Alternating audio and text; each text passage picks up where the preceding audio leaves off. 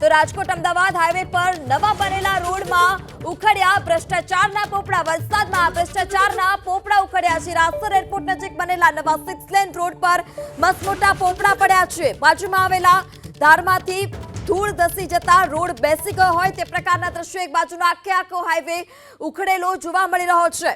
પોપડા ઉખડી ગયા છે હાઈવે પરના, ત્યારે આ ભ્રષ્ટાચારના પોપડા ઉખડ્યા અને તેનો આ પુરાવો છે કે થોડા જ વરસાદમાં આ પ્રકારની સ્થિતિ છે. હાઈવે પર મસમોટા પોપડા ઉખડ્યા હોય અને એક તરફનો આખા રસ્તા પરના આ પોપડા ઉખડી જતા વાહન વ્યવહાર પણ પ્રભાવિત થયો. હિરાસર એરપોર્ટ નજીક 6 લેનમાં પોપડા.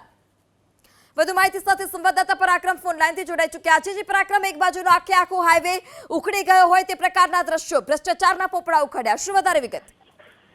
ચોક્કસ ભારે વરસાદને લઈને બાજુમાંથી જે ભારે વરસાદ પડ્યો જેના કારણે જે માટી ધસી જતાની સાથે જ દ્રશ્યોમાં જોઈ શકાય છે કે આખો હાઈવે જે અત્યારે તૂટી ગયો છે અને હાઈવેને લઈને વાહન ચાલકો છે તેમના દ્વારા વિડીયો વાયરલ કરવામાં આવ્યો છે. જે બ્રિજની ગઈકાલે ગુણવત્તાને લઈને નાગરિકો છે તેમના દ્વારા વિડીયો સાયલા બ્રિજ પરના વિડીયો વાયરલ કરવામાં આવ્યા હતા.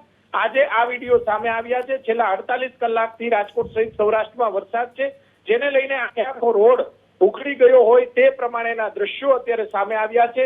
રોડની ગુણવત્તાને લઈને સરકાર દ્વારા તપાસ કરવી જોઈએ.